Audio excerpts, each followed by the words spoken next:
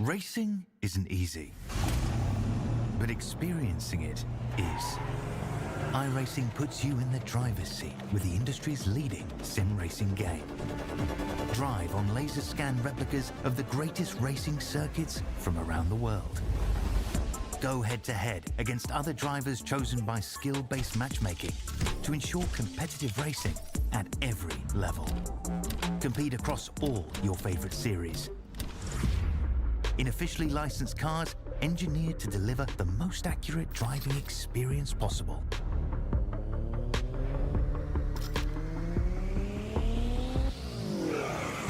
Join a race or host your own with players from across the globe. Race against the computer or in a league with friends. Feel the thrill behind the wheel. Visit iRacing.com.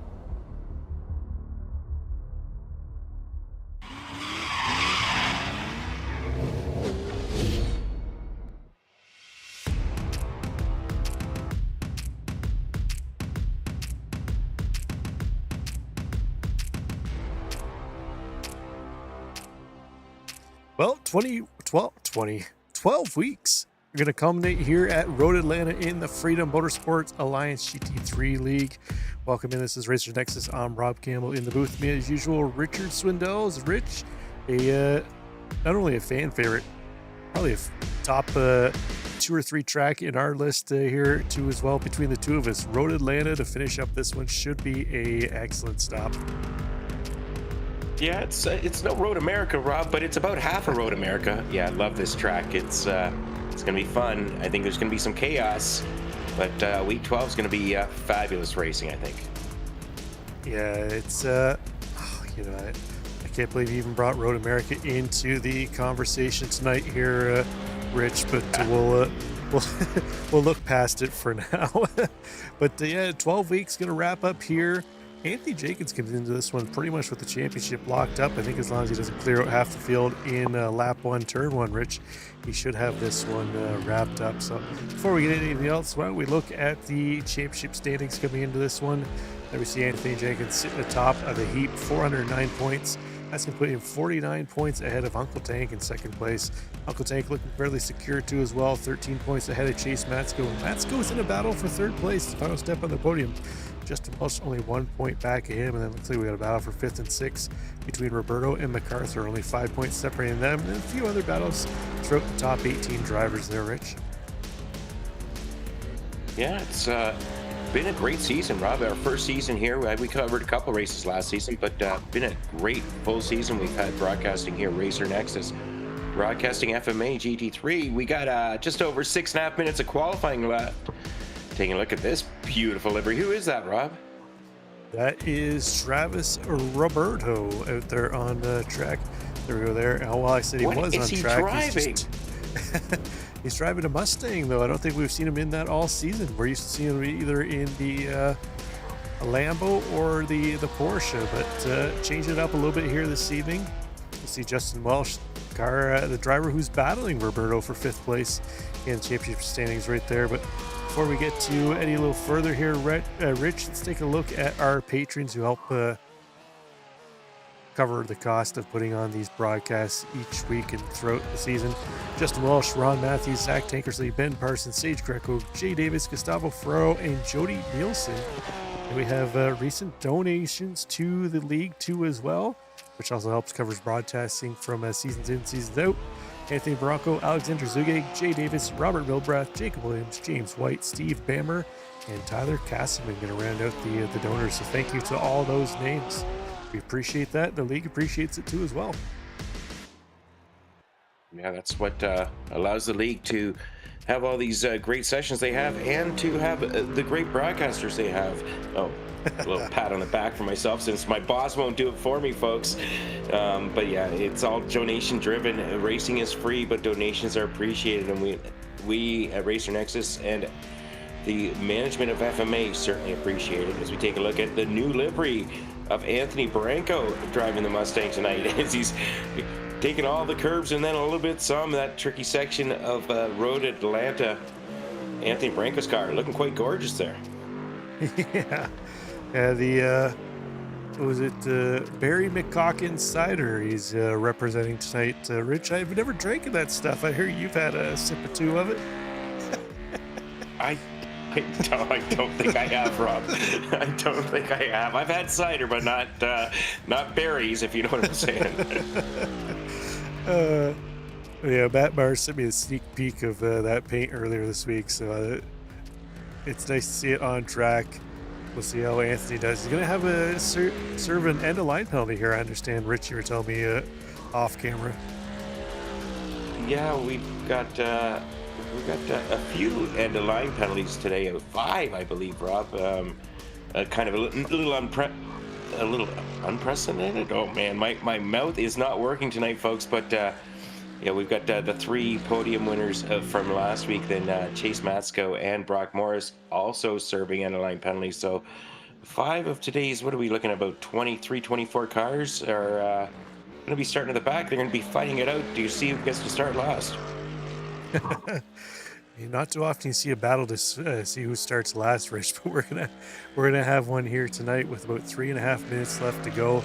We got 2 cars left on track, still putting in a time. That's Bronco and Mars. Actually, I believe they put in both their laps already, so they're just out there getting in a little bit extra practice.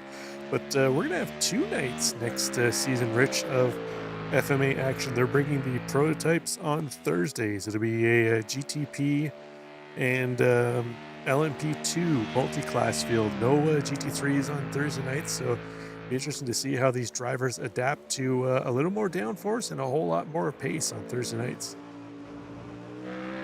Yeah, that's definitely going to be an interesting combo and something new for the drivers to experience. So it'll be interesting to see how that all turns out. Yeah, well, we got qualifying ticking away here. Let's hop on board here with Anthony Bronco, as he's one of our only cars on track as he slides through turn 1. So we're doing a sunrise race here, Rich. Practice was early in the morning, but the sun's starting to come up, so we should get those nice camera shots of the sun just cresting over a couple of hills here as the race gets going. But Bronco, one of those end-of-line penalty drivers, hasn't put in a time right now, so he must have came out of the pits and crossed over that white line, so they got the black flag so that nothing counts. But we'll stick with him as he's heading in through turn 6 and 7, and then the all-important turn 7 exit here. If you want to try and make an overtake into turn 10, it's the utmost importance here, Rich. So they get a good run out of that corner to make the run up the hill and then down into turn 10 to try and make that overtaking maneuver.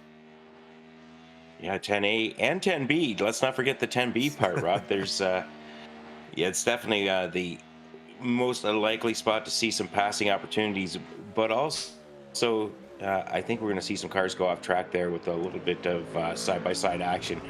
Always difficult trying to make that move. Take a look at Anthony Bronco using all the curb on the coming into that last 10B corner and out, going around the final corner down onto the start-finish line. Easy to cross the line to finish up another lap here.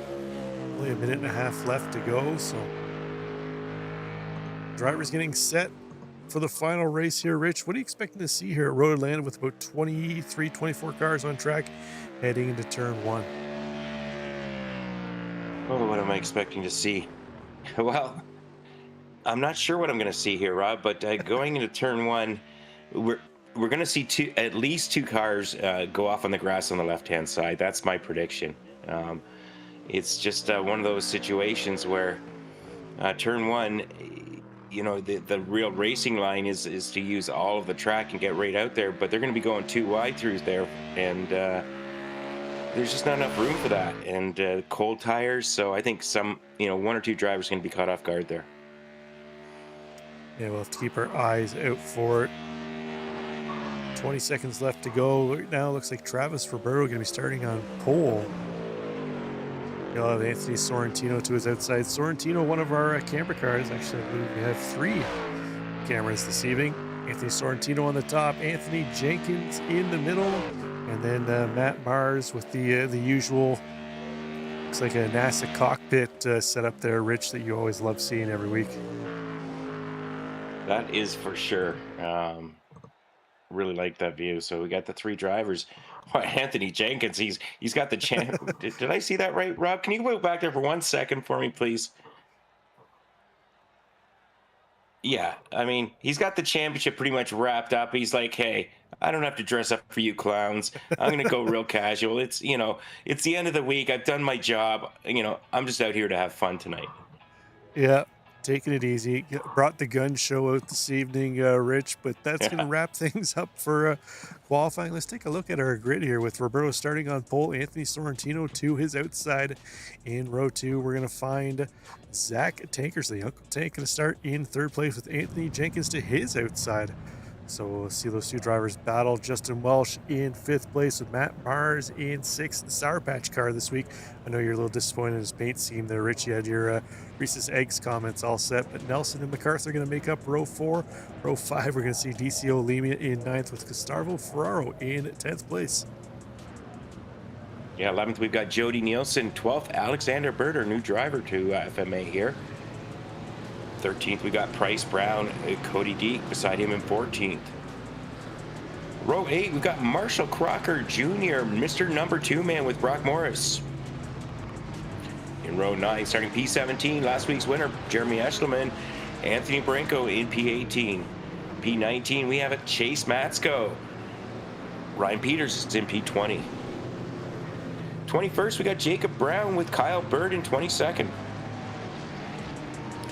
23rd, we've got Jacob Williams and Joseph Spillman, 24th. It's going to round out our 24 car grid. Looks like Spillman did not grid up. We'll have to wait and see if he's going to join us from pits here, Rich. But cars are on track. As you mentioned, a number of drivers battling for that end line penalty spot. I'm noticing here as I'm looking, though, looks like we had a number of drivers that didn't qualify, that didn't have end line penalties. So because their I rating is a little lower, what iRacing does, if you don't qualify, it's going to sort you or put you on the starting grid based on your I rating. So these guys serving end of line penalties, I guess, aren't necessarily serving end of line penalties. They're going to start ahead of a few cars. Yeah, it's who knows how it works. We're just here to call the race, folks. We're not the greatest strategists and rule knowers and seekers, and we're just gonna see what happens here. So yeah, we definitely, the end of line isn't quite end of line tonight, but there's 5 of them back there, Rob. They're back there. We'll see how quickly they move through. It looks like they've kind of moved their way to the tail end of the field now as they're on the pace lap. So they got it figured out, Rich. I was doubting them, but it seems like they have it all under control. But as they're heading down the back stretch now into turn 10 A and B, and then we're going to fire things up here for the final race of the season. The sun's starting to come out a little more. Drivers will be able to see a little better, but battle between a couple of V8 machines on the starting front row of the grid here. Actually, look at those 2 Astons we got in the front 2 rows, Rich. You love to see that. That's something you don't see every day, but we get to see it today. These drivers coming around the last corner. Pace car pulling off. Travis Roberto's going to lead them around to the green flag. There you go. Green flag is out. Roberto and Sorrentino drag race down the front stretch. Jenkins trying to get in there too as well. He thought better of it at the last second, though. Pulls back as the field heads into turn 1. A little 3x3 wide action through turn 1, but looks like everybody backed out of that one wisely, realizing the race is 45 minutes long. Still got plenty of time before they really need to try and make some moves, force some mistakes. Looks like all the field got through except for that one. It's like McLaren, or no, sorry, that was the Corvette that spun out of Ryan Peters. Looks like he's already towed back to the pits, so unfortunately we lost one car early on here, Rich. Yeah, I predicted too, Rob. I was over on the over-under. Ryan Peters, unfortunately, back to the pits, only one car off, but we're most of the way through the first lap. Travis Roberto continuing to hold on to the lead with Anthony Sorrentino behind him. Uncle Tank holding third. Anthony Jenkins, Matt Mars rounding out the top 5. They're going down the long back straight here at Road Atlanta. Coming into the little right-hand sweeping corner. Going into the downhill section, about to enter 10A, 10B, but Travis Roberto's got himself a good lead. Anthony Sorrentino in the draft, and they're starting to pull a little bit of a gap on Uncle Tank. Yeah, we see Sorrentino working that Aston. The Aston looks like it's strong here tonight at Road Atlanta. I'm surprised. It's necessarily a car that really bodes well at the twisty tracks like Road Atlanta.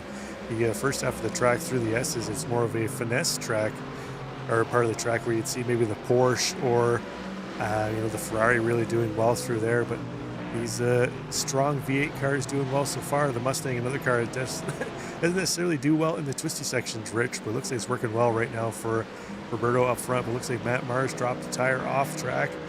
He's able to gather back up. Another couple drivers out of turn one, dropping a tire off the track, but they are still going here. Marshall Crocker's moved himself up into 14th place.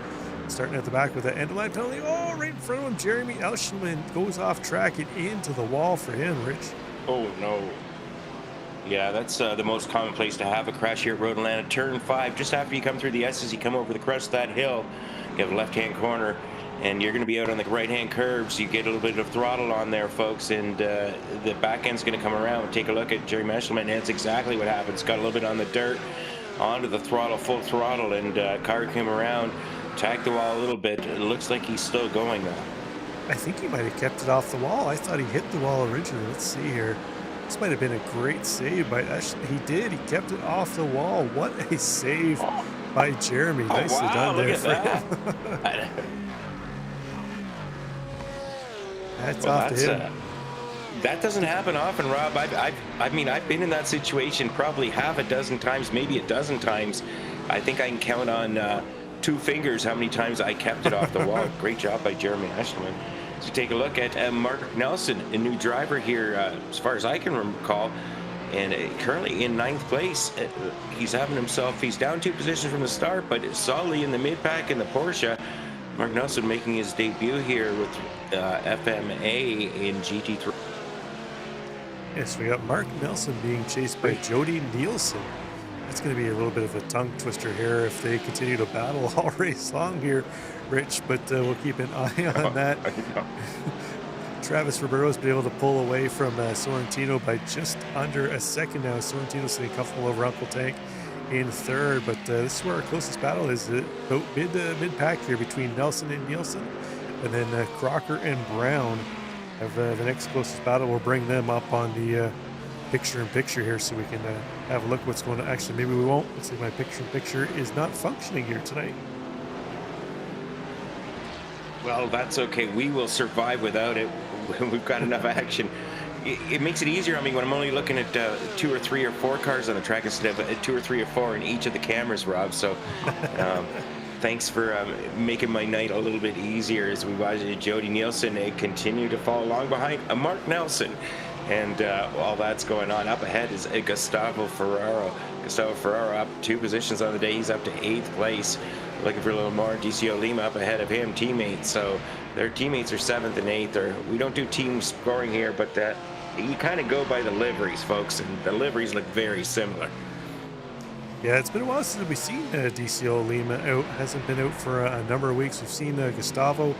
He's fairly regular, missed a couple weeks here and there, but had a rough race last week, Rich. He'll be looking to recover on that one, but he now has Mark Nelson right up behind him as Nelson's be able to separate himself from Jody Nielsen as Marshall Crocker Jr.'s been able to get around Nielsen. He's got that charge up from his end-of-line penalty at the back of the field, up 5 spots now into 10th place.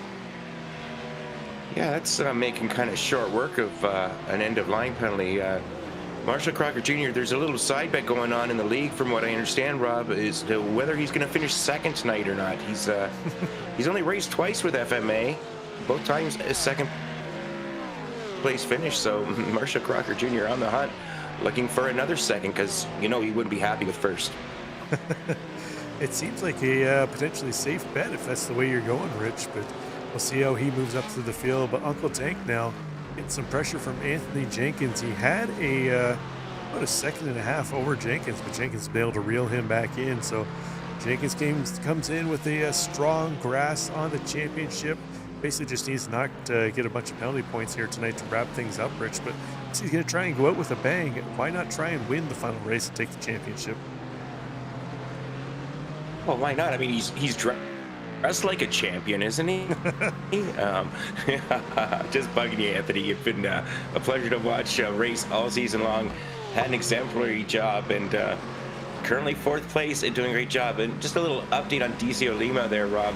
Yeah, I believe he has carpal tunnel, so it caused him to miss a little bit of racing action of late. So I think that's what's going on. So we'll see if the time off is allow him to heal up enough to have some good results tonight as we take a look at Anthony Jenkins continuing to apply pressure to Uncle Tank. Now we're looking at Marshall Crocker Jr. up to 10th place, as we said earlier. Now he's back behind. He's kind of split Nielsen and Nelson. He's past Jody Nielsen, following along behind Mark Nelson and Gustavo Ferraro. So Marshall Crocker Jr. on the hunt. He's got himself some good pace, but he's got to get through traffic quickly here.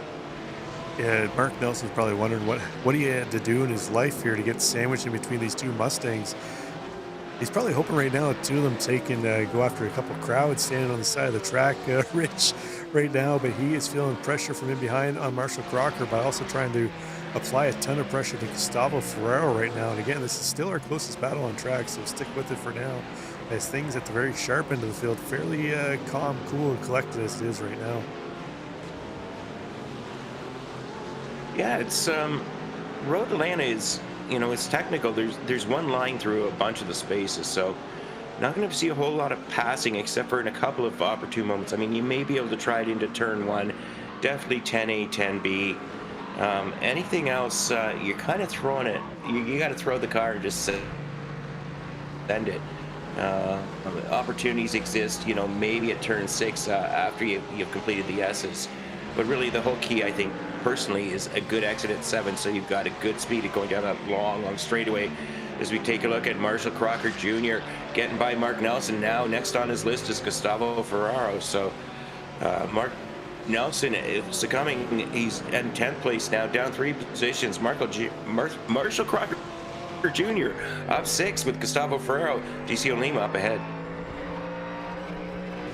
Yeah, already applying a bunch of pressure to the back of Ferraro as it is. We'll see if Ferraro can do a little bit of team orders here, try and hold up Crocker as much as he can while Lima tries to run away up ahead. There's 2 Brazilians, teammates, similar paint schemes, but we're already seeing Crocker move to the inside and around Ferraro. So he said they have a bet to see whether he finishes second again. He's doing well to get up to the sharp end of the field as quickly as he can, Rich. We're not even 10 minutes into this race. He's got himself up into 8th place, but Uncle Tank now having to defend against Jenkins. Jenkins looking to the inside here as they head down into 10A and 10B. Looks like Uncle Tank going to be able to fend off that move from Jenkins. Jenkins not really all that aggressive with the move, just kind of showing the nose, trying to force maybe a mistake from Uncle Tank, but we've seen Uncle Tank a stout racer all season. He's not going to fall for that one. No, I don't think so. And I think Anthony Jenkins is quite comfortable in his season-long victory. He's not going to risk anything, I don't think, tonight, Rob. I think the only way he cannot, won't win the championship is if he wrecks out like real early and takes a couple of drivers with him and gets some penalty points for it. So Anthony Jenkins going to be driving smart, and Uncle Tank always having great pace. He just hasn't necessarily had the best of luck this season. Otherwise, I think he'd be right up there with Anthony Jenkins. They've both had great pace all season. Yeah, it's been basically a battle between the two of them when they've had the end-of-line penalties or not. It seems to be that most weeks, either one has had the end-of-line penalty or the other one has. We haven't seen them on track battling all that often. So I see the two of them here right now. Matt Maher's not too far back of them either.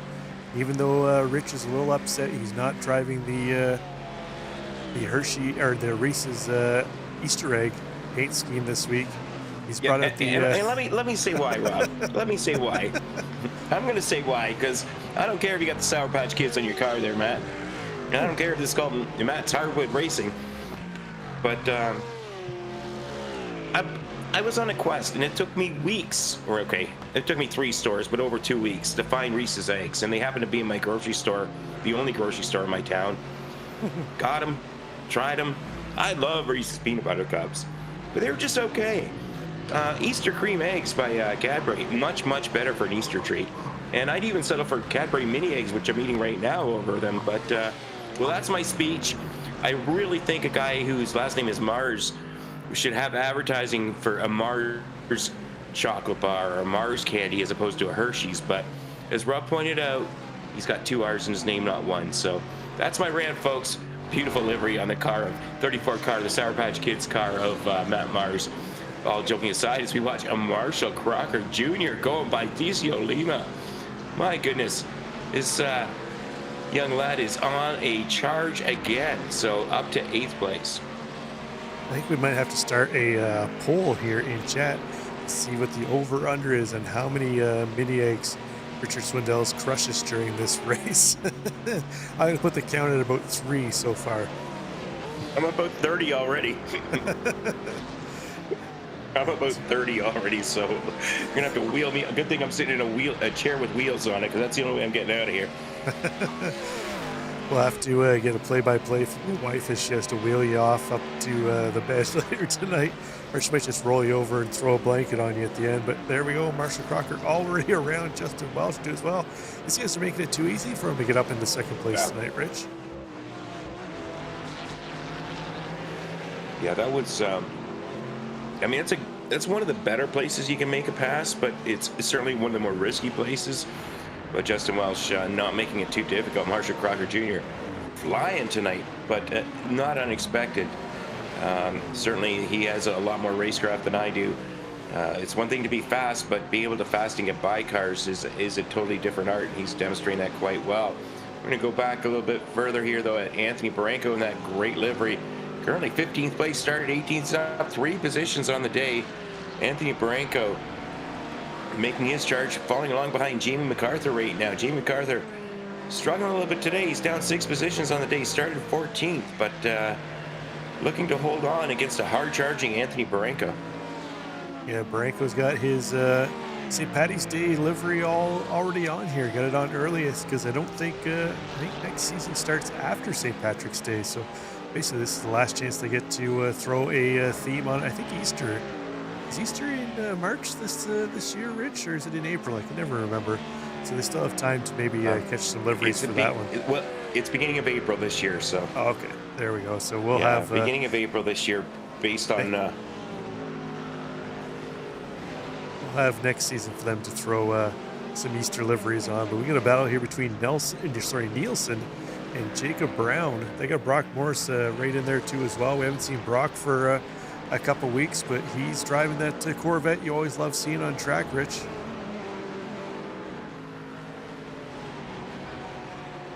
Rich was the Corvette underrepresented. Chocolate egg over there. We caught Rich with a mouthful of chocolate eggs. Oh, folks. I'm here, there Rob. it is. That put the count at 35 eggs he's crushed so far. That was 30 seconds ago. So we'll keep an eye on. I'm going to have to get another bag. You got me jealous when you told me you've already killed 3. Oh, yeah, the mini eggs. I go through those like butter on bread. It's handfuls at a time. But we had a battle here between Justin Welsh as he's gotten around DCO Lima too as well. Still down 2 spots where he qualified. So trying to recover here a little bit. Looks like Cody Deke had an issue off track. Lima went off track too as well. I wonder if that's what helped Welsh get around him. Let's take a look here and see what happened. No, Welsh was already around him at this point in time. Ooh, just got the inside curb there that threw him out wide through turn 11. That could be dangerous there, Rich. You get wide off there, and that wall for that bridge that you're going underneath comes up real quick on the outside. Yeah, I've been fortunate. I don't think I've ever hit one of those walls, but I've certainly come up over that crest into cars that had bounced off and into the middle of the track. So certainly a dangerous section of the track to go off track, as they say. But Travis Roberto, I don't talk about him much today, but there's a reason, folks. He's got close to a 3-second lead over Anthony Sorrentino.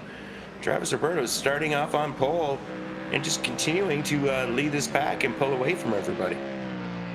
Yeah, the Mach 10 Motorsport driver started on pole, as you mentioned, hasn't looked back since then. He's now got 2.8 seconds over Anthony Sorrentino. So Sorrentino putting a ton of pressure on Roberto at the start of the race, but then he's fallen back a little bit, got himself into a comfortable pace here, Rich. He doesn't necessarily need to push all that hard. I don't think he's battling for a position. I think he's comfortably ahead of the driver that was behind him in the points championship. Sorrentino's had an up and down season. We've seen him do really well at some tracks, Rich, and then have some unfortunate luck at a few other ones. Yeah, that all said, he's got the best gloves of any of our camera car guys there, Rob. I'm just going to point that out. I mean, the first time I saw them, I got to admit, I kind of thought they looked like they were fishnet because it was all dim in the room. And then hey, I'm just saying, when I saw And now, but when you see the lights, you get the spider webs and whatnot. And I mean, very cool gloves, Anthony, and having a very good battle, a good race, or not battle, a good race today. Did I just see that he's up to first? What happened to Travis Roberto? That's a good question. Not seeing anything happen here. It could have been a connection issue for Roberto. Let's see. Yeah, all I'm seeing is all of a sudden just Sorrentino dropping. passed him. Let's see here. So we're on board here with Sorrentino. Yeah, connection issue for him. Roberto looks like he got parked in the pits by iRacing. So He's just been, connection issue. he was disqualified and disconnected. Yeah. So let's see. You got the old iRacing connection issue. Unfortunate for him. Oh, it looks like That sucks. I mean, he was off a tear. I'm saying it looks like he cleared. Black flag, got disqualified, went to not in world. Huh. Interesting. Not sure what happened there, Rich. I think it was a connection See the issue, same but thing I'm you not are, sure. Yeah. But he's gone. He's gone, and now we've got Anthony Sorrentino up to the lead, but with a 7.5 second lead over Uncle Tank. Uncle Tank and Anthony Jenkins continuing to battle, though. They're battling for second here, and a nice close battle. It's been a good battle all race long. While that's going on, I'm just going to point out, Rob, Marshall Crocker Jr. is a man in fourth. He's only 3.5 seconds back of these guys, so Crocker Jr. on the hunt. Matt Mars, Justin Welshing behind them coming in. Those side by side. Justin Welshing wisely tucks it up in behind. And here we go. We're about to start lap 15 here. Having a great race thus far. It looks like Matt Mars has been able to stay in touch with Crocker Jr. as he went by him. See if he's able to stay on the coattails. Maybe he can pick up a spot if Crocker catches Jenkins and Tankersley. Looks like Travis was given an EOL at the beginning of the race and never served. There we go. Travis did not serve his EOL after multiple warnings. He was DQ'd. So there we go. That explains what happened to our leader, Roberto. I thought he had a end-of-line penalty, Rich. I meant to mention that earlier, but there we got the answer from chat. So thank you, chat. Wow, that's interesting and totally unexpected, but hey, here we are. We're still racing, folks. We're still racing for second right now, the big race, the closest battle on the track right now, and Uncle Tank, Anthony Jenkins. Well, they continue to rage on. Uncle Tank has kind of led this.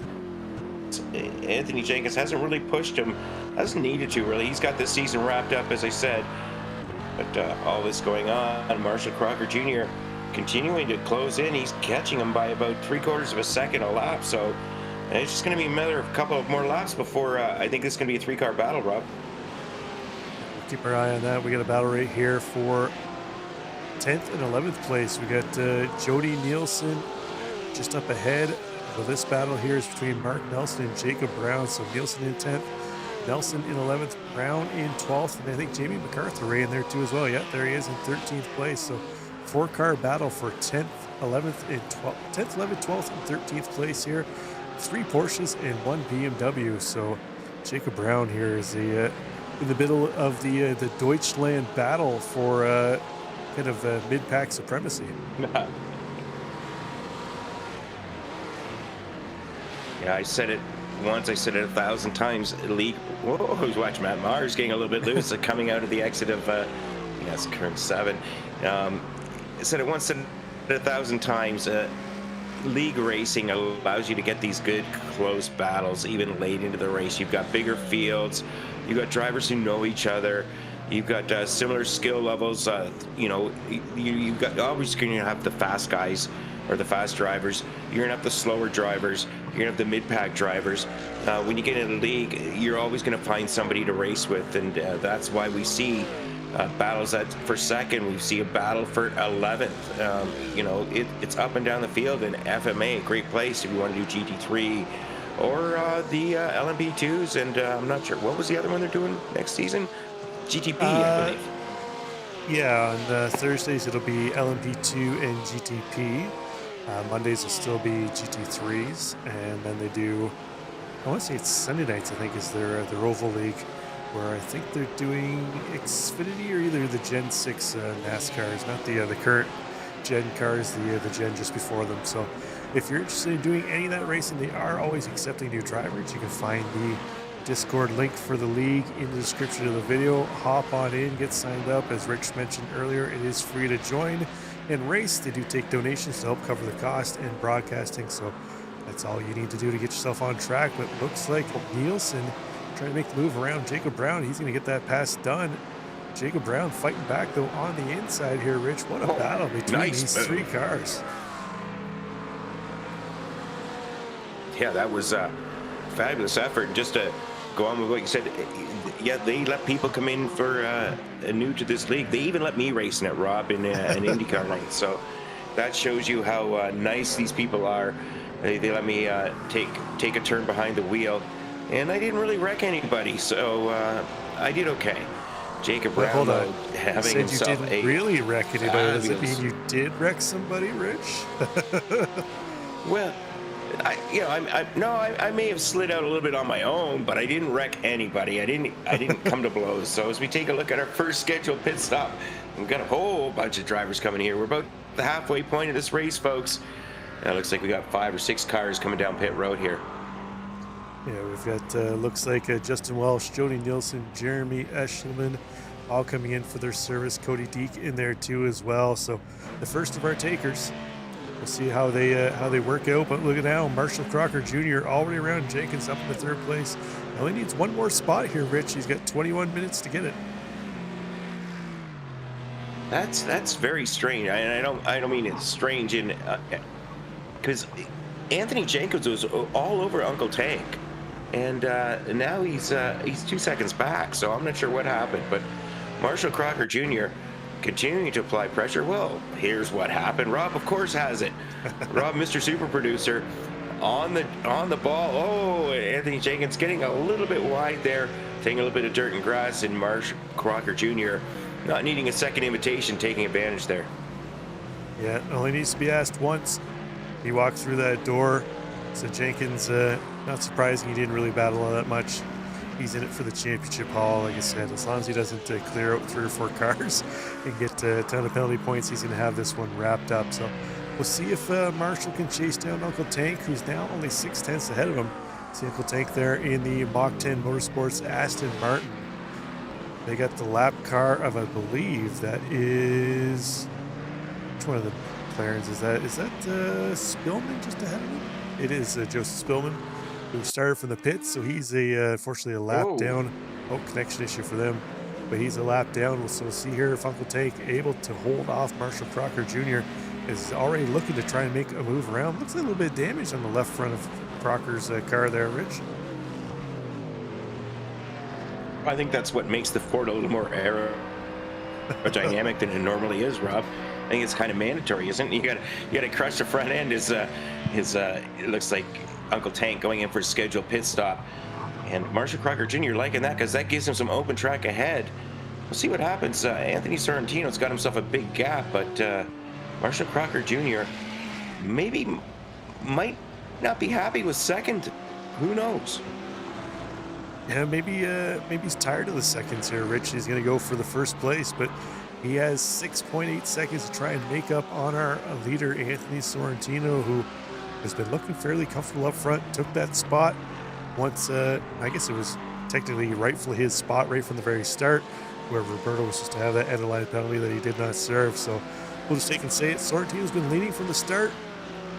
Can he go flag to flag here tonight, Rich, in that Aston Martin, that beautiful green and beige paint scheme he has on that thing once again this week? Well, I mean, so far he's showing like he deserves it, Rob, but time will tell. We've got a pit stop to go. We've still got another 19 minutes of race action to go. We'll take a look here, see if Anthony Sorrentino ducks into the pits this time. Yes, he does. Looks like we're coming up to the end of this fuel window. Anthony Sorrentino in the pits and Marshall Crocker Jr. in the pits. Anthony Jenkins in the pits. We're going to see everybody coming in now, Rob. Tesio Lima, Anthony Barranco, Gustavo Ferraro, Mark Nelson, all still to make the pit stops. see them rolling down pit lane there. Now it's going to be a battle to see who can get into their stall and out the quickest. Let's stick with Sorrentino, our leader, as he's got the final spot on pit road here. He's up on the jack stands, Rich. I wonder if he's taking front tires. Sometimes iRacing just automatically throws the car up on jack stands, even if they're not taking tires, but we'll keep an eye on them. Marshall Crocker Jr. did not go up in the stands, but our first two cars in the screen here, Jenkins and Sorrentino did. Jenkins already down. Sorrentino down and out. Crocker right there. Looks like Sorrentino going to hold on to the lead, but he's going to have Crocker and Jenkins right in behind him. Yeah, Anthony Sorrentino, very, very slow pit stop. He was 6.5 seconds slower cone to cone than Crocker Jr. and about 4 seconds slower in his stall. Crocker Jr. closed that gap right up now. So Anthony Sorrentino, Marshall Crocker Jr., Anthony Jenkins, Uncle Tank, 1, 2, 3, 4. They're all on your screen, folks. Here we go. Yeah, I'm going to suspect that Sorrentino took 4 tires, 21.75 seconds in his pit stop. It's just a hair under 22 seconds for all 4 tires on a GT3. And we say, oh, Jenkins is around and behind. Jenkins around. So what I was saying with Sorrentino, it takes about 22 seconds for those 4 tires, and you see him trying to warm up those tires on the straight. So interesting move with only 17 minutes to go. I don't think he's going to really have time to see the benefit of those 4 tires. As you see, Crocker Jr. has already got around him, taking advantage of the Sorrentino having to get his tires back up to temp here. I wonder if that was a strategy call or just a mistake. And once that change has started, you're kind of stuck. I guess we'll find out if we get to interview him at the end as we take a look at Anthony Jenkins going around here. Yeah, it looks like Jenkins just got on the throttle a little too quick. Looks like one of the Corvettes, it might have been Brock Morris, had to take to the grass to make some evasive maneuvers not to get into Jenkins. Worried he was going to back up on track, but you see Sorrentino now falling down to 3rd as Uncle Tank's gotten around him too as well, utilizing his full race worn tires at this point in time. We've got Paterino Scold in chat saying, no, Jenkins. It's all right. Jenkins already has the championship locked up here too as well. So I think this would have just been icing on the cake for him if he was able to take the win. Yeah, I kind of expected to see Anthony Jenkins wearing like a tux in his rig tonight, Rob. You know, knowing he's coming to accept his crown, and you know, it's like awards night almost. But no, he's still working hard. But unfortunately, he's not where he wanted to be. He's down to 7th place. Go a little back further through the field. Mark Nelson in 10th. Mark Nelson, Justin Welsh ahead of him. Justin Brown in behind. These 3 drivers is still battling hard. This late in the race, folks. We're about 30 minutes into this, and these guys still going hard. We're lap 22. I'm not sure how many we're going to go tonight, Rob. My abacus is broken, so we're going to have to just play it by ear. I bet your abacus is full of chocolate mini eggs. That's the problem right now, Rich. It doesn't want to calculate because it's too busy calculating eggs. But here we see a calculation by Jamie MacArthur as he moves around Jacob Brown. It's going to move him up into 11th spot, just outside the top 10. But he can see it with Justin Welsh just ahead of him as Mark Nelson was able to get around Welsh too as well. So a couple passes through the final corner by 2 of our Porsche drivers here this evening. It looks like a Matt Mars had an incident. He is off into the wall, the Sour Patch Machine. He's going to have to get that car straightened back around. You see the blue lights flashing away at him in his rig, letting him know you need to get back on track. So unfortunate for him. Had a nice race. I don't know. I'm making it up as I go here, Rich. I'm a little older than you, Rob, because that looks like the flashing blue light special at Kmart from the days when I was a kid. So that was probably back before your time, but there might be somebody around here that would get that reference. Oh, I remember Kmart, Rich. I'm not that young. Not that young. Let's see what happened to Matt Mars here to send him off track. Oh, top of the hill, getting into the S's, just got off in the grass. Never could quite get it corrected up. Ooh, heavy hit off the wall there, unfortunate for him. Yeah, it just came in a little too hot, it looks like. I bet you that's because he has Sour Patch paint thing, Rich. If he had the Reese's Eggs, probably wouldn't have had that happen. Well, the Sour Patch Kids, I think, are a little more slippery than the eggs. You know what I mean? Like the eggs, the chocolate's sticky, and the sugar's a little slippery. You know, with that soury glaze on it. You know, the powdery glaze. We take a look at Anthony Zarantino. Anthony Zarantino, after his little tire swap, falling down to third. Looks like he's got them heated up now, though, and looking to take advantage of the situation he's got himself in with Uncle Tank ahead. His lap times are best of anybody right now, but doesn't help you if you're in third. Uncle Tank just ahead of him. Marcia Crocker Jr., though, 3.5 seconds up. So far, this is not working out for Anthony Zarantino. He's looking to make a move at 10A, 10B. 10A, nothing going on. 10B, he's tucking in behind. Uncle Tank holding on for another lap. And unfortunately, it looks like, as you mentioned, Sorrentino putting the quickest laps down there. But while he's been battling with Tankersley, Marshall Crocker Jr. opening up almost 4 seconds over these two drivers. And the longer it takes him to get around Uncle Tank, it's going to put him even farther back from Crocker Jr. So it looks like right now, Rich, it's been a little bit of a strategy misfire by Sorrentino. I'm curious to find out if that was a planned move, or maybe he just forgot to uncheck his tires when he got into pits and just kind of let it play out at that point in time. But either way, building on strategy for next season, no doubt. Yeah, if it was strategy, he's learned his lesson, and if it was a mistake, well, that only happens once to all of us, or it should only happen to us once, because if it happens twice, well, then you're just an idiot, as you know, I'm just saying it. I'm not saying I've done it twice. I'm not just saying I didn't do it twice, but if you've done it twice, you didn't learn your lesson the first time. Take a look at Justin Welsh. Justin Welsh sitting in 10th, and right now having himself a good little tussle here. He's got Jamie MacArthur, Mark Nelson, DC Lima all in a train going down back straightaway. Somebody's spinning out a little bit behind. It looks like it might have been Jacob Williams. It definitely was. Fortunately, that Mobile 1 Mustang. So he was able to keep it off the wall, though. Rich is going to do the old wide, not a sharp turning radius on that Mustang at all. So we'll see if Jacob can get himself back on track here. The battle still for second place up front between Uncle Tank and Anthony Sorrentino. They've got the lap car. I believe that's Kyle Bird just up ahead of them. See if he plays a factor in this battle here between these two Aston Martins here. Rich, our only two Aston Martins in the field are nose to tail here on track. Well, it'd be kind of cool to see Aston Martins finishing on the podium, two of them. That would be the first time this season, and quite possibly the first time ever in any of our GT3 broadcasts, Rob, that we've covered. And we've covered a lot of races, folks. But nice to see the Astons doing well. Anthony Sorrentino's definitely got a little more pace now at this stage with his nice fresh tires than Uncle Tank, but he just can't get by. And if you're not going to be able to get by at 10A or 10B, and Uncle Tank looked like he's holding him up.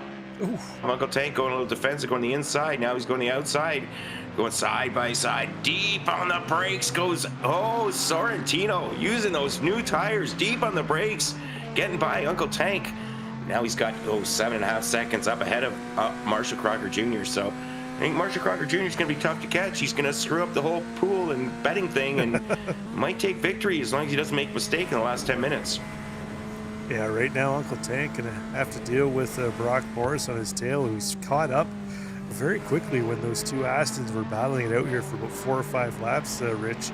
So we'll see if Brock Morris has anything to say. Still just under 10 minutes to go. So they're only running 1 minute 18 second laps on an average. That's still another probably about 7-8 laps here in this race for our drivers to make some moves. You see a mistake for Uncle Tank heading out of the S's in turn 5. Got the car up on the curbs, had to gather it up a little bit. That allows Brock Morris to close in even more. Yeah, Brock Morris making a fantastic return after missing last week. I'm not sure if he missed the week before, but certainly looking strong in that Corvette.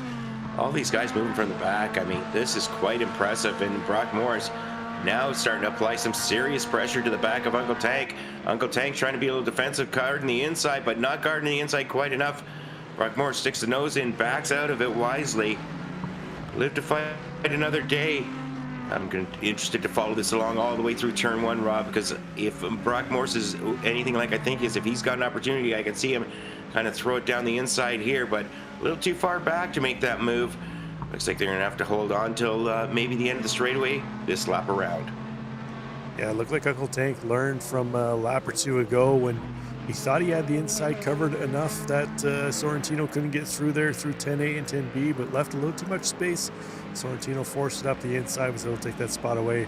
Uncle Tank moved over another foot or two to the inside to make sure that Morris didn't have enough room, and we saw he was able to hold that spot off. But again, exiting out of the S's, going a little wide. This time looks like Morris going to have enough pace to potentially, I thought he was going to make the move around the outside, but late braking from Uncle Tank, able to hold onto that spot. So it's like Brock Morris trying to find a way. Looks like he's got a little more pace, just can't quite find the way to make that move stick on the inside of Uncle Tank.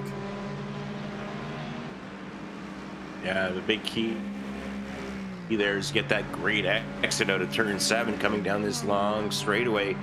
But Brock Morris, it didn't get the jump he needed. Uncle Tank's going to live to hold it third place for one more lap at least. So right now, this is the closest battle on track, folks. We've got Zachary Tankersley.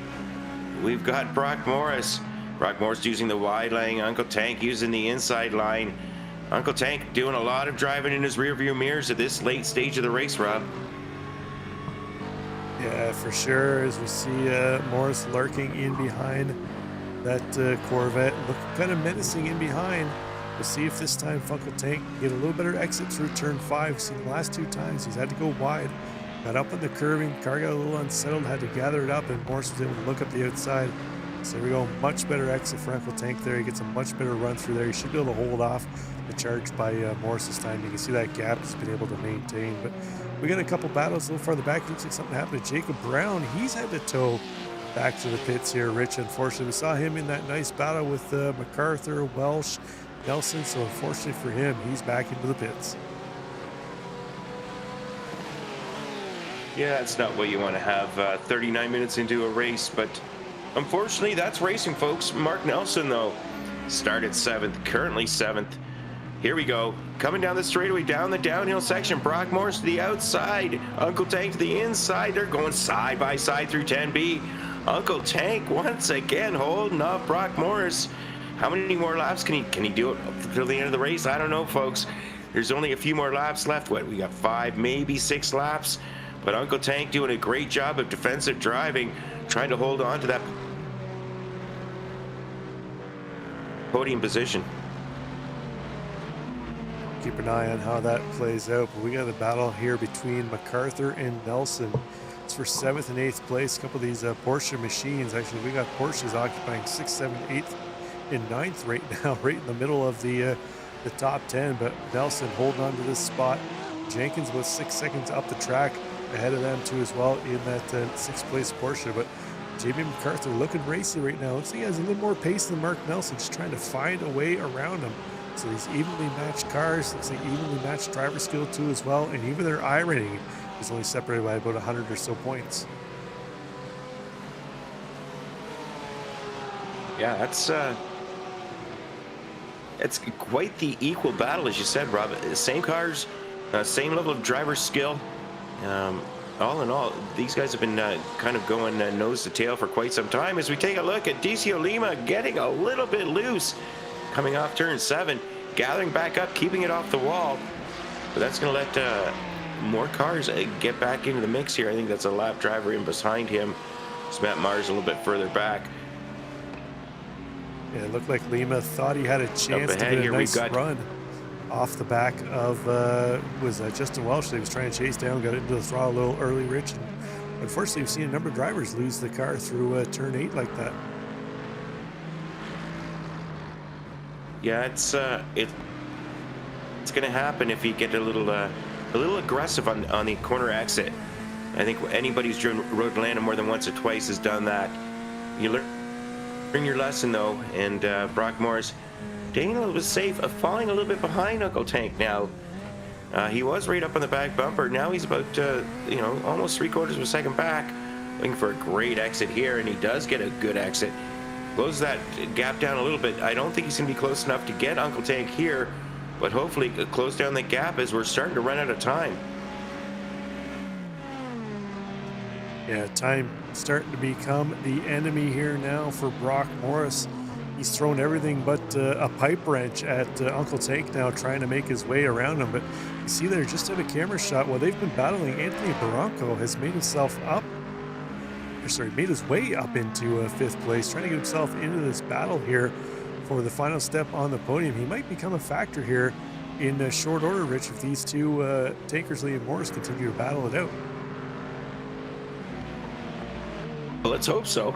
I mean, for our sake anyways. I don't think Uncle Tank or Brock Morris wants to see that, but hey, we certainly would, and we know the people viewing at home would as well. But Zachary Tankersley, once Anthony Sorrentino and Marshall Crocker Jr. got by him, he's done a great job of just holding Brock Morris off, because Brock Morris has had all kinds of pace, but Uncle Tank's just been placing that car where he needs to. He's been getting the good exits where he needs to. Hasn't let Brock Morris make that move. The only time they got side by side, Uncle Tank, showed the skill and managed to keep ahead, but this is the closest Brock Morris has been all night long, coming down that straightaway, all over the back of him. But does he have the sheer top speed to get by? Tucking it right in behind. Now he's pulling out, but Uncle Tank guarding off the inside. Brock Morris not able to get by, under braking. Uncle Tank going a little later on the brakes, holding him off once again. I don't think that's the spot Brock Morris can get by him, Rob. I don't think he's got the top end speed. I think he's going to have to throw the car in on turn 1 or turn 6 or something, because 10A, 10B is not working. As he goes around the outside this time, Uncle Tank forcing him way wide. Tucking it right back in is Brock Morris. I think he's going to try something a little unorthodox. See, make one of those moves in a more difficult spot. Yeah, I think you nailed it on the head there, Rich, saying it looks like the Corvette, doesn't quite have the top end speed the Aston does, where he just doesn't get that little bit of overlap that he needs to make the move stick on Uncle Tank. But right now, I'm going to say we're almost 44 minutes into this 45-minute race. We've seen Uncle Tank been battling, having to defend from Anthony Jenkins for the very start. Then he had to fend off Marshall Crocker Jr. and Anthony Sorrentino. He eventually ended up giving up those positions, but he and Brock Morris have been going toe-to-toe here for at least the last 10 minutes. If Uncle Tank was a politician, I think we'd have to make him the Minister of Defense here tonight after his his defensive driving here, trying to fend off every move by Brock Morris. But we're going to have this lap plus one more, so getting down to the nitty-gritty here for Brock Morris to try and make a move. But there, Anthony Barranco has now entered the chat. See him, he's now in the battle here now. That Mustang joins the party. Yeah, I think Anthony Barranco just looking for maybe a little bit of these drivers up ahead of him getting into it a little bit more and taking advantage of that situation, because on board here from the roof cam, I believe it is, of Anthony Barranco following along behind much Brock Morris. He's been using that same line all race long. It's the faster line. You look at Uncle Tank up ahead. Uncle Tank definitely driving defensively, driving in the rear view mirror, it looks like. And so far that's been working for him, but we're on the last lap here, folks. Marshall Crocker Jr., Anthony Sorrentino up ahead, but these three drivers battling for the final podium position. Zachary Tankersley, Brock Morris, Anthony Barranco in behind, looking for, pick up the leftovers if anything happens up here. It's all coming down to this exit here. Uncle Tank getting himself a decent exit. Brock Morris tucking him. Anthony Barranco right there. Here we go. We're going to go too wide. No, they're tucking it back in. We're going to go back on board here. Follow along with our leader, our winner, the man who was supposed to be second, Marshall Crocker Jr. Fabulous effort with his end-of-line penalty to take victory tonight. And Sorrentino going to come home in second place. We'll jump back to this battle. Looks like Uncle Tank going to be able to hold off Brock Morris for the final step on the podium. Unfortunately, Morris, no way to find around Uncle Tank. Gives him the old razzle-dazzle, letting him know a hell of a good job. Anthony Barranco got there, but was unable to become a factor in that one. Jamie MacArthur going to come home just behind Mark Nelson in 8th place. And it looks like we're going to have a battle of the line here between Jeremy Eschleman and Matt Mars. Mars had a nice first 3 quarters of the race. Unfortunately, had that incident, fell back. He's going to recover back to 11th place, but unable to get Eschleman at the line. Eschleman going to come home, final spot in the top 10. Rich. Yeah, I think that's a little slip on the Sour Patch Kids, unfortunately, for Matt Mars. Don't get me wrong, I like Sour Patch Kids. I have my whole life. So Gustavo Ferrero, currently 13th place. He started 10th, so he's going to come around, finish in 13th. hoping for a little more than he got. But Chase Matsko, we haven't talked about much about him tonight. He had an end-of-line penalty. He's up 5 positions from his start. He's finishing 14th. And behind it looks like that may be Bryce Brown. Yes, it is. Bryce Brown down 3 positions from his starting position. He's finishing 16th, coming through 10A. Make the right-hand turn 10B. He's just cruising around here. No need to push. There's nobody ahead of him, nobody behind him at this stage. Yeah, Bryce Brown going to bring it home across the line. He's going to finish up 1 lap down. The 16th. Oh, no, he's going to call quits. He's not even going to bother to cross the line here tonight, Rich. So that's going to wrap things up here at Road Atlanta for the finale. Marshall Crocker Jr. going to take top spot ahead of Anthony Sorrentino and Uncle Tank, but let's go ahead and take a look at our official results. As there we see it, Marshall Crocker Jr. led 14 laps to take the win. It finishes up 11.2 seconds ahead of second place Anthony Sorrentino, who just had to put it on cruise control basically once he got by Zach Tankersley. Uncle Tank able to hold off the charge from Brock Morris, who's going to finish up in 4th, with Anthony Bronco rounding out our top 5. Our championship winner, Anthony Jenkins, going to finish up in 6th place, with Mark Nelson in 7th, MacArthur in 8th, Lima in 9th, and Jeremy Eschleman going to round out our top 10 in, well, 10th place, I guess, if you're rounding out the top 10. Matt Mars in 11th with Jody Nielsen in 12th. Ferraro, Matsko, Berder finish out our top 15 with Brown, Williams, Bird, Welsh, and Deek rounding out the top 20. And then rounding out the field, we've got Jacob Brown, Ryan Peters, Travis Roberto, who got the DQ for not serving his end-of-line penalty. And Joseph Spillman, unfortunately, participated in practice, did not show up for the race. Well, that was a fun first season for us here, Rob. I thoroughly enjoyed that. We had a lot of good tracks. We had a lot of great racing. We had some surprises. I don't know. I'm really thankful we had that opportunity to join FMA this season. Yeah, it was a great season from start to finish. Last season we picked it up at, I want to say it was the last 3 or 4 races I think we had this 2 season. weeks. Was it 2 weeks? Okay, yeah, we picked it up the tail end of the season. Well, I did 2 weeks. It might have been 3. Yeah, I think there was 3 in total. I think you did 2 with me. But yeah, we picked it up at the end of last season. It was a ton of fun. It was nice to have the full coverage this season. Looking forward to next season, what it's going to bring. I believe they have an excellent list of tracks set up. I saw the preliminary schedule. I haven't actually seen the full schedule. I think there's an endurance round or 2 coming next season too as well. And then, as we mentioned, the GTPs and LMP2s join the calendar for Thursday night racing. But we got some drivers in chat here waiting to talk. Rich, let's bring in our championship winner here, Anthony Jenkins, to catch up with Richard Swindells. Hey, what's going on? Hey, fellas? Anthony, congratulations on the stellar season you had. Yeah, I'll take it, man. Zach pushed me the whole way. I felt like I was fighting with him every race, so it was a good time. I would have liked to have beaten him tonight fair and square, but it didn't work out.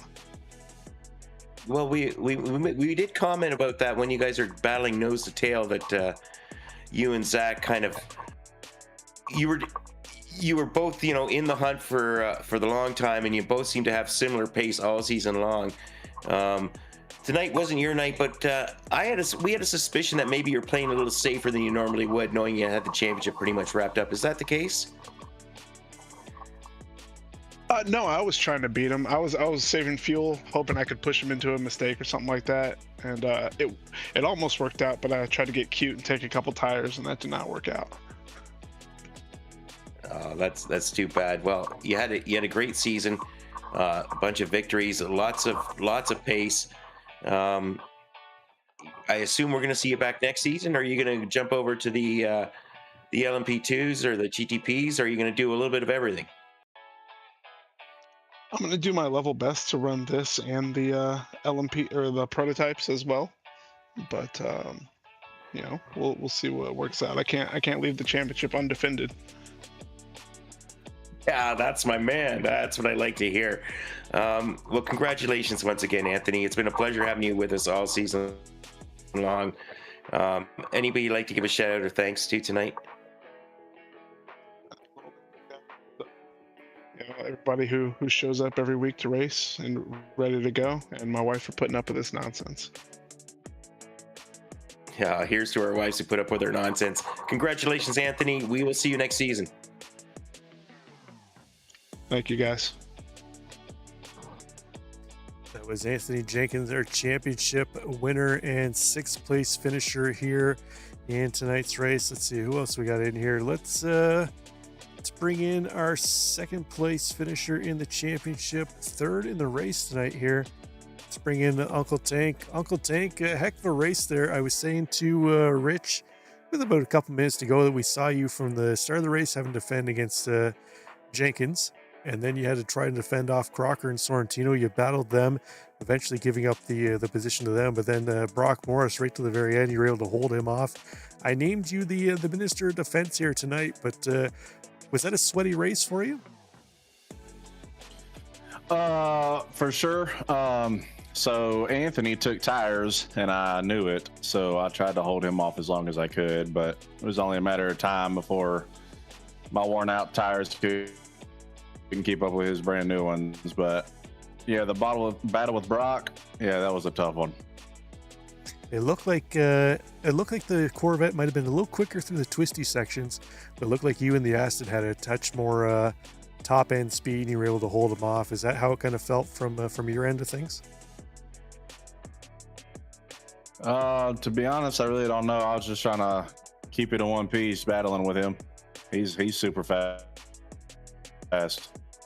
Yeah, Brock's got some pace. The one race I jumped in, was it the FMA Grip and Slip Friday series, where it was the old Lotus at Red Bull? I think you were in there too as well. The two of you very fast at open wheel cars, so hats off to the two of you. But I think you come home second. I think you wrapped up second in the championship here. Zach, are you going to do the double duty next season in the GT3s and the prototypes, or are you going to focus on one or the other? My main car that I drive is prototypes. I didn't even touch GT3s until I joined this league, so I'll definitely be in both of them. There you go with the field next season. Be on the lookout.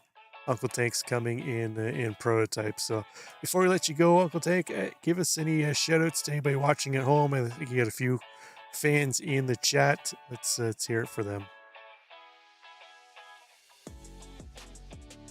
Oh yeah, I want to give a big shout out to my wife. She actually just had surgery yesterday evening, and she still lets me, do this. I give a shout out to FMA for always putting up, good racing for everybody, and of course you guys, y'all have done a real good job all season long.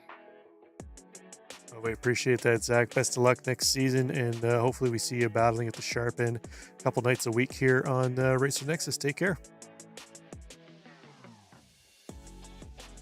Okay, that was Uncle Tank. Let's see who else we got in here. Let's bring in our second place finisher, Anthony Sorrentino, to catch up with Richard Swindells. How's it going, guys? Oh, looks like Rich has had an issue.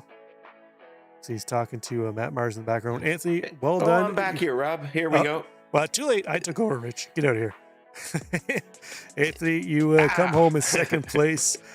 Strategy call for tires there on pit road. We're curious if maybe you just didn't uncheck the tires, or if that was a planned for tire stop for you. So it was planned, and in practice after my first stint, I kept on losing in the Estes. So I was like, I got to change tires. I was going to do 2, but I just went for 4. It cost me a position, but I think it was the right one.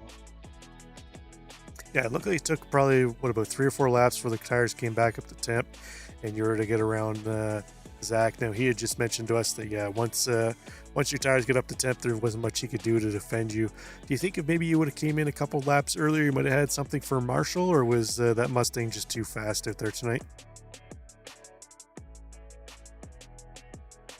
Marshall's got some speed, man. Like when he got a clearing, like he was gone. So I think it would have been close, but Marshall had pace. So he had a good race. So I gotta give it to him. That guy is fast. Yeah, we were talking earlier on where it looks like the 2 races he's finished, or he's participated in, he finished second. So I think he had something set to try and get to the top spot on the podium. But are we going to see you back next week or next season behind a GT3 again, Anthony? You're going to try maybe the GTPs or the LMP2 for next season, or maybe do double duty on both? I'm gonna be doing double, sticking with the Aston for the next season, and then I'm a big LMP2 guy, so I'll be helping LMP2 class in the GTP LMP2 series. Excellent stuff. Well, we look forward to seeing you on track. Before we let you go, you have any shout outs to anybody watching at home that you want to mention here? Just an angry wife upstairs, so I'll get back up to her. But great job, guys. You guys do a great job week in, every week, so I just want to give you guys a thank you. Well, best of luck next season to you, Anthony, and I suspect we'll see you battling at the sharp end once again. Take care. Okay, let's bring in our race winner, Marshall Crocker, to catch up with the Boomer Swindells. Marshall, I'm disappointed, but congratulations nonetheless. You know, it's sometimes at the wedding, the bridesmaid accidentally catches the flowers. You don't mean to. It's just the way it turns out. Oh, that was, we were all betting on, well, I think you're betting on yourself to finish second, and, the house always wins, but I guess you win either way here.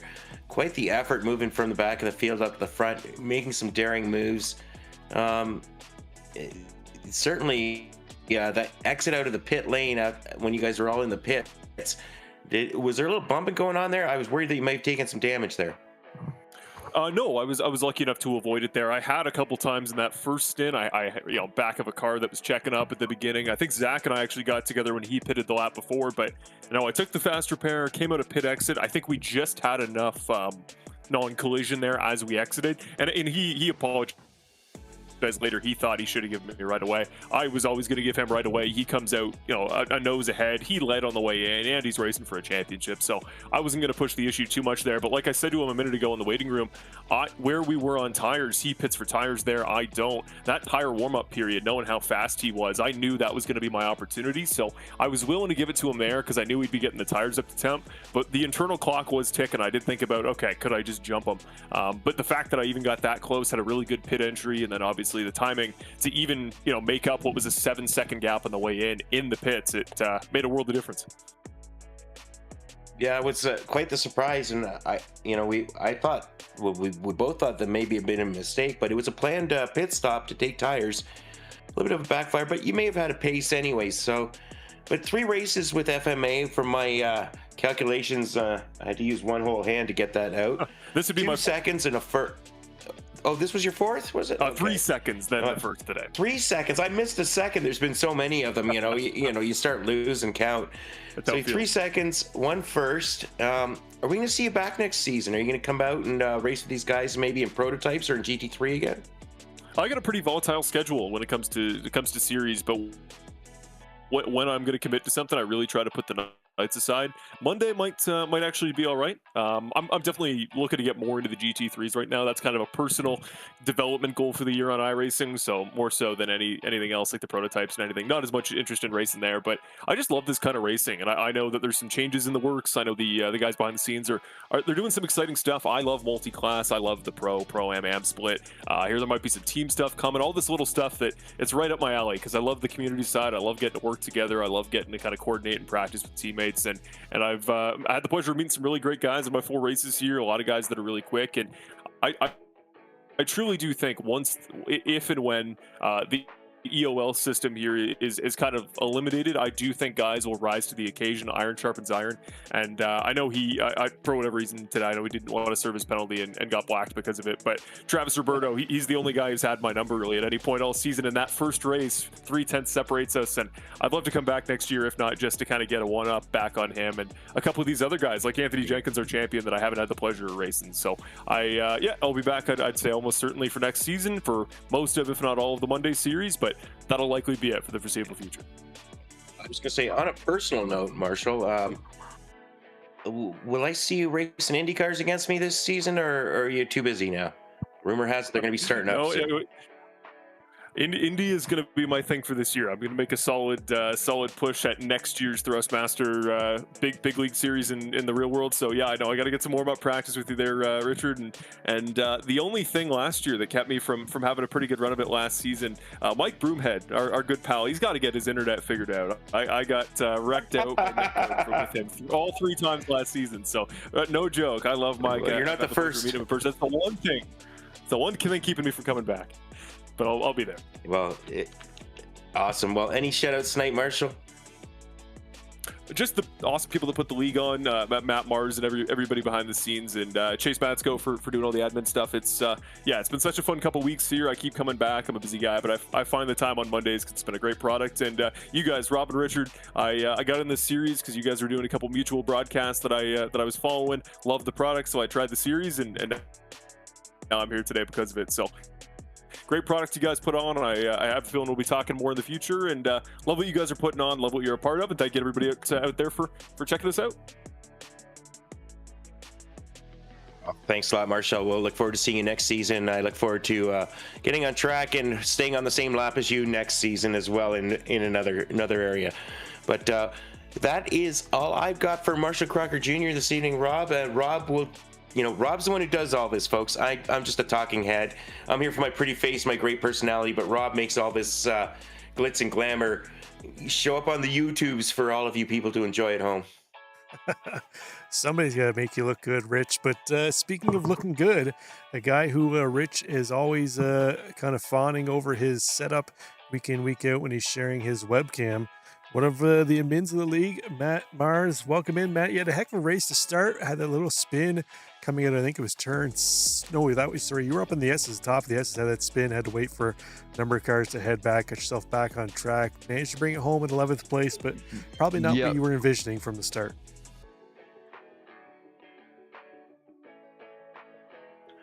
No, not at all. Yeah, I once again, I mean, this is, I think, 5 or 6, probably 5 races in a row that I've actually had a decent showing and felt like I belonged with these guys. But then I ran out of talent in the closing laps there. Clipped the curb coming off that left-hander in the S's and thought I had it saved, and then hit the wall and had a little damage, and it just ruined the rest of the race for me. I was struggling in the slow right-handers to get the car to rotate, and end up giving up a spot or 2 there. But yeah, I'm tickled to come back home with it in 11th place. But as far as the paints go, I'd rather, I guess, since I'm not that fast, I have to look pretty. I spend a lot of time on looking fast is half the battle, but a man who knows about running out of talent, Richard Swindells, that's half the job, right? That's right. He was a little upset you didn't come back with the Reese's eggs this week because he finally found some and he was able to try them. He was all ready to talk some trash about them because he wasn't a fan. Man. And then you came in with the Sour Patch Kids paint, so you burst his bubble. Yeah. Well, I mean, I had to mix it up. I've always been the type. You guys saw it 2 weeks in a row. I can't have that. I can't go 3. So I like to change it up every couple of weeks. But I'm glad you tried them, Rich. You obviously need to stay in Canada with those taste buds, man. I may make I may have to make a Cadbury egg car or something, or Peeps. That's probably next. I got a couple weeks till Easter hits, so we'll try to get one of those on the broadcast coming up. We've talked about Peeps being probably an awesome paint to use because you could change the base coat 4 or 5 times in a season and still have the same paint. But yeah, absolutely. Yeah, main thing I wanted to do, I wanted to hop in here and thank you guys for an awesome season and the growth that our league has seen and after hiring on with you guys and partnering up for the broadcast, and not just in the participation but in the competition side of it as well. It's been great, and we've thoroughly enjoyed it, and really looking forward to seeing what we can do in the next, with these prototypes series that we've got coming up, and then of course the GT3 League next season. Well, you are one of the admins, I mentioned that earlier, of the league, Matt. So why don't you give us a little rundown of what's going to happen on Thursday nights for next season, and GT3s as well. I think there's an endurance race or 2 as well in the GT3 season for next season as well. Yeah, I'm gonna pull the schedule up because I don't want to get to line here. And first, I don't know if we updated on the points. You know, we had Anthony, of course, won it. Zach ran second, and then Chase managed to get the third place finish there in the points. But congrats to those three guys on a great season. Yeah, so you know, the GT3 series we are going to run. We kind of cut it back on what we were thinking with the 2-hour races because of the late start time, but we will be doing a 1-hour race in there where we normally just do 45 minutes, and going to run Barcelona under the lights to wrap up the season. It looks like it's we're hitting a lot of tracks that we've yet to hit here at FMA, so it should be a whole lot of fun. Some street courses, those are always a little bit hectic, and they're my type of racing. That'll be Monday nights, Yes. And then of course on our LMP2 and GTP series, we're going to be doing a multi-class, starting the year off there at Daytona. I mean, because you got to. And we'll be doing some 90-minute races in there. They're going to be 60-minute races, and then 90 minutes at Spa is the halfway point of the season, and then a couple of 2-hour races if it all works out. We're going to be at Silverstone for a 2-hour, and then the finale at Watkins Glen for a 2-hour double points race to try to see what kind of drama we can build going into that race. Just a second, buddy. Tell them hi, buddy. Don't say nothing ugly. Just say hey. Hey. Yeah, that's one of my I'm distracted dad, my YouTube channel, and that's why you can see the kids love to come up here inside the rig and talk and but yeah, we've got a great season on deck next year, and that's 100% right. Yep, they love my race car, that's for sure. Well, we thank you and FMA for bringing us on board, Matt. It's been a heck of a season. Rich and I were talking about it earlier. From picking up the end of last season till now, FMA has been a ton of fun to cover. There's a lot of great personalities in this league, which makes it fun when you have some guys that are willing to talk some trash to each other in chat and then get out there on track. It always makes for fun racing. So we're looking forward to next season, and hopefully everything's well on the family side for you there too as well. And we see you on track all of next season. Yeah, yes, sir. We plan to be. Yeah, thank you for that as well. Things are looking great on that front, and hopefully we'll see you guys tomorrow night. I don't know that I will. Our high school team is in the region championships, and we can't miss that sort of thing. So, unfortunately, I don't think I'll be at Throttle Freaks. But yeah, we'll catch you guys in week 1. No worries. We'll eat some chocolate eggs in your memory. Yeah, have at it. And Rich, you really gotta reevaluate your life, man, if you don't like a Reese's egg. Oh, I like them. I like the peanut butter cup better. And of the eggs, I take the Cadbury egg, cream egg better myself. Yeah, man, it's something about those Reese's eggs. They're always fresh, and I think that's a lot of it. They do the eggs, the trees, I was a fat kid at heart. I'm not so much anymore, but I'm a connoisseur with all things chocolate. So, yeah, I'll have to pull out a new one to get you guys turned on to something else, I guess. But we're always down to try more appreciate you chocolate. guys. Yep, y'all have a great one. I'm gonna. Yes, sir. All right, take care, Matt. Thanks for popping in. Yep. Thank you, guys. So, Rich, that's going to wrap up this season here at FMA and at Road Atlanta. Excellent track to finish things up here for this season. Looking forward to next season. Going to be a little different change in structure a little bit in GT3, GTP, and LMP2 is going to be a nice new addition. We'll see how these drivers go from these GT3 machines, which are more of a production-based car, albeit a full-on race car, into the prototypes, which are the pinnacle of sports car racing. Yeah, the spaceships on track. But that's for next season. We'll wrap this one up. We are Racers Nexus. As I mentioned, we'll be back next season to cover 2 nights a week here at FMA. Monday nights and Thursday nights. And again, if you're interested in joining the league, you can find the Discord link in the description of the video below. For Richard Swindells, I'm Rob Campbell. This is Racer Nexus. We'll catch you in a couple weeks' time. Bye for now. Good night.